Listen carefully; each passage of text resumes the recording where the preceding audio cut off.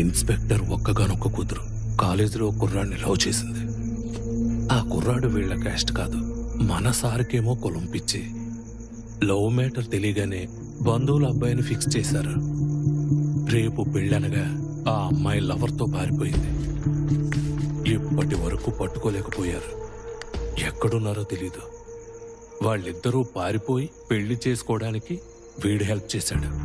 విజయ్ ఎందుకు హెల్ప్ చేశాడు? ముగ్గురు ఒకే కాలేజ్ మేడం. ఆ అబ్బాయి విజయ్ క్లాస్మేట్స్. ఇన్స్పెక్టర్ అప్పుడే విజయ్ని లేపేసేవాడు. కానీ విఐపి కాంటాక్ట్స్ ఉండబట్టి ఏం చేయలేకపోయారు. ఇప్పుడు ఆయన్ని చావగొట్టడానికి లీగల్గా ఆయనకి ఛాన్స్ దొరికింది. వదులు కూడా.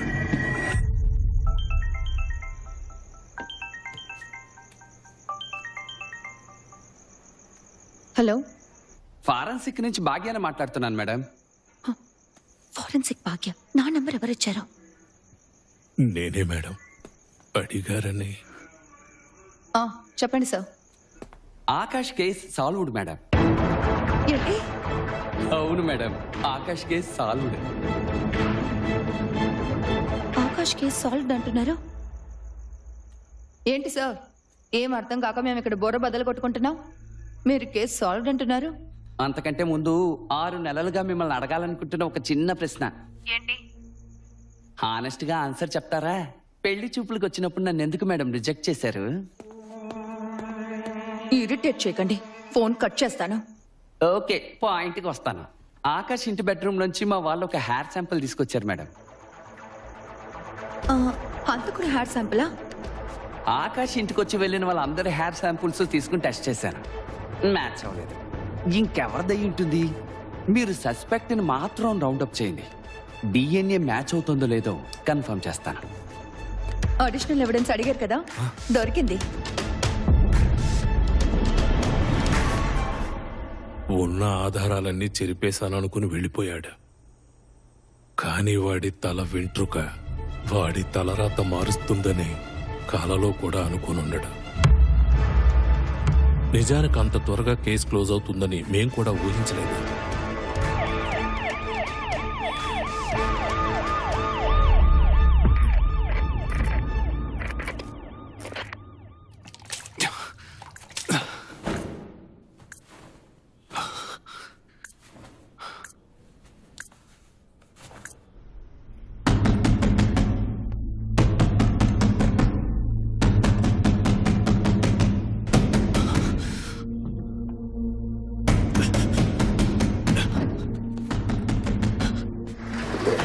ఏంట్రా?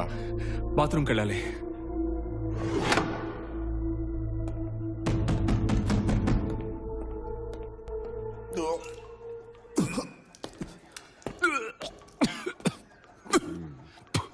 పొద్దున్నుంచి వాంతులు చేసుకుంటున్నాడు సార్.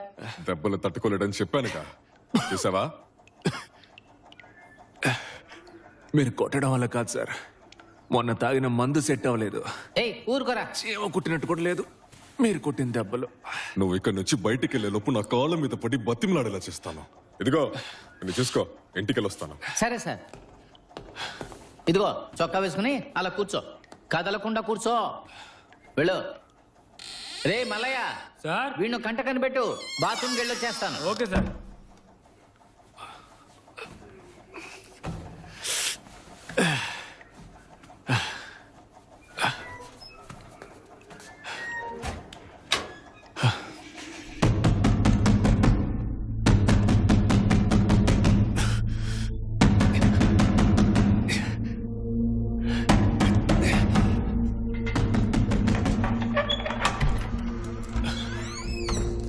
ఇందులో కానిచ్చేయమన్నారు.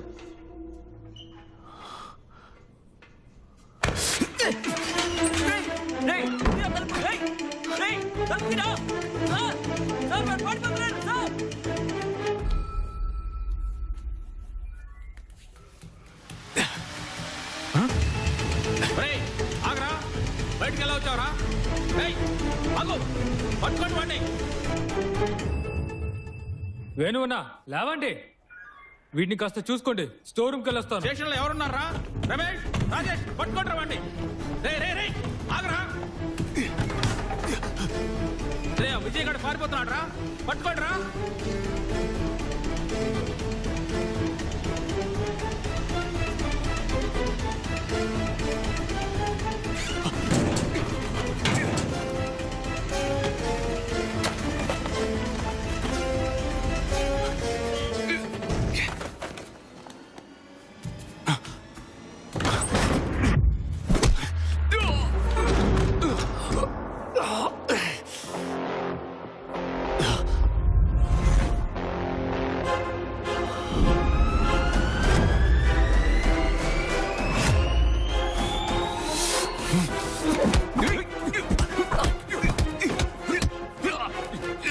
రే మల్లయ్య, రాజేష్, ఏదో గొడవ జరుగుతాం చూడండి రా.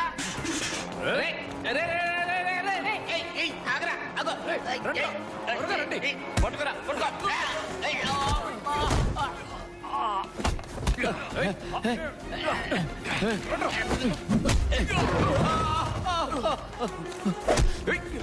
రే రే రే రే ఆపండ్రా, కుట్టుకోకండ్రా, రే అన్నా మీరు ఉండండి, నేను హ్యాండ్ కప్ చేస్తాను. వీళ్ళని ఆపండి, రండి.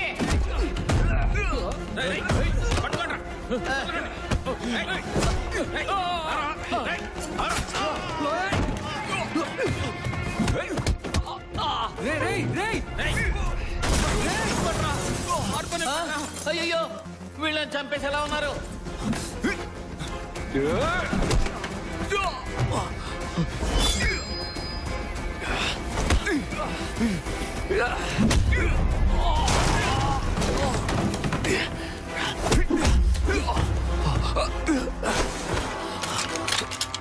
ఓము కాల్చేస్తాడేమో.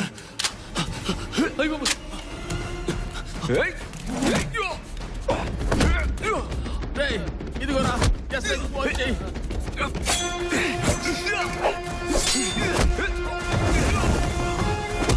అయ్యా వెంటనే రండి, విజయ్ అతను కొట్టుకుంటున్నారు.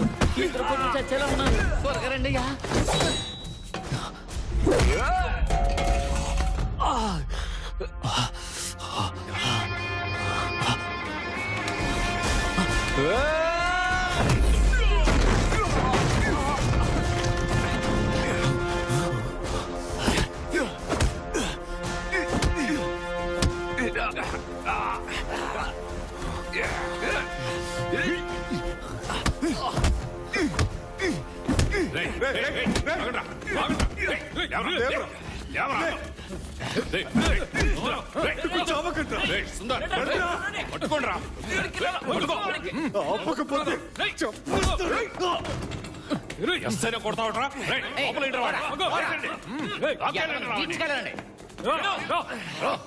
పోలీసోడి మీద చేస్తావా?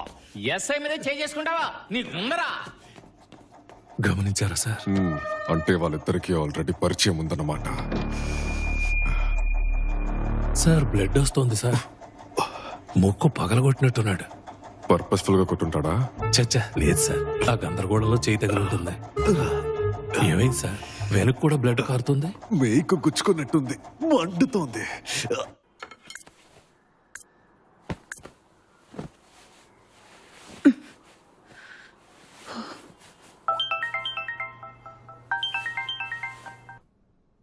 రిజల్ట్ వచ్చేసింది మేడం. వచ్చేసిందా? కేసు సాల్వ్డ్ అని చెప్పాను కదా. హంతకుడు మీ కస్టడీలోనే ఉన్నాడు.